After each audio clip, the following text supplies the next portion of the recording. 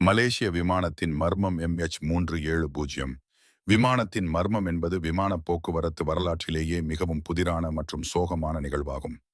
Malaysian airlines விமானம் MH370 Kuala Lumpur சர்வதேச விமான நிலையத்திலிருந்து சீனாவின் பீஜிங்கிற்கு புறப்பட்டது. இதில் 227 பயணிகள் மற்றும் 12 விமான ஊழியர்கள் என மொத்தம் 239 பேர் இருந்தனர். விமானம் மலேசிய வான்வெளியை கடந்து வியட்நாம் வான்வெளியில் நுழைய தயாரானது. அப்போது விமானத்தின் கேப்டன் கட்டுப்பாட்டு அறையிடம் கடைசியாக பேசிய வார்த்தைகள், "குட் நைட் மலேசியா 370." கடைசி தகவல் பரிமாற்றம் நடந்த 2 நிமிடங்களிலேயே விமானத்தின் இருப்பிடத்தை காட்டும் டிரான்ஸ்பாண்டர் கருவி அணைக்கப்பட்டது. இதனால் சிவில் ரேடார் திரைகளிலிருந்து விமானம் மறைந்தது. ஆனால் இராணுவ ரேடார்கள் விமானத்தை தொடர்ந்து கண்காணித்தன. வியட்நாம் நோக்கிச் செல்ல வேண்டிய விமானம் திடீரென யூ-டர்ன் எடுத்து மீண்டும் மலேசியாவை கடந்து மலாக்கா ஜலசந்தி வழியாக அந்தமான் கடலை நோக்கிச் சென்றது கண்டறியப்பட்டது. ரேடார் தொடர்பை இழந்தாலும் விமானத்தின் இன்ஜின்கள் லண்டனைச் சேர்ந்த இன்மார்சாட் என்ற செயற்கை கோளுக்கு தானியங்கி முறையில் ஒவ்வொரு மணி நேரமும் சிக்னல்களை அனுப்பிக் கொண்டே இருந்தன.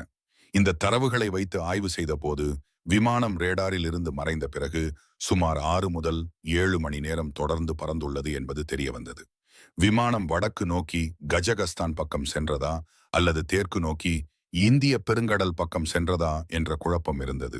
இறுதியாக சிக்னல் ஆய்வின் மூலம் விமானம் தெற்கு இந்திய பெருங்கடலின் ஆளில்லாத மிக ஆழமான பகுதிக்கு சென்று எரிபொருள் தீர்ந்து விழுந்திருக்கலாம் என முடிவு செய்யப்பட்டது. இது வரலாற்றிலேயே மிகப்பெரிய மற்றும் அதிக செலவு பிடித்த தேடுதல் வேட்டையாக மாறியது. ஆஸ்திரேலியா தலைமையில் மலேசியா மற்றும் சீனா இணைந்து இந்திய பெருங்கடலின் ஆழமான பகுதிகளில் தேடின. கடலுக்கு அடியில் ரோபோக்கள் மற்றும் சோனார் கருவிகள் மூலம் தேடியும் விமானத்தின் முக்கிய உடல் பகுதியோ அல்லது கருப்பு பெட்டியோ கிடைக்கவில்லை. விமானம் காணாமல் போய் ஓராண்டுக்கு மேல் கழித்து ஜூலை 2015 இந்திய பெருங்கடலில் உள்ள பிரெஞ்சு தீவான யூனியன் தீவில் விமானத்தின் இறக்கை பகுதி ஒன்று கரை ஒதுங்கியது. இது MH370 விமானத்துடையதுதான் என உறுதி செய்யப்பட்டது. இதன் மூலம் விமானம் கடலில் விழுந்தது உறுதி செய்யப்பட்டது. ஆனால் அது எங்கே விழுந்தது என்ற துல்லியமான இடம் மற்றும் அன்று இரவு உண்மையில் என்ன நடந்தது என்பது தீர்க்கப்படாத மர்மமாகவே உள்ளது. நவீன தொழில்நுட்பம் இருந்தும் ஒரு பெரிய விமானம் சுவடு தெரியாமல் மறைந்தது.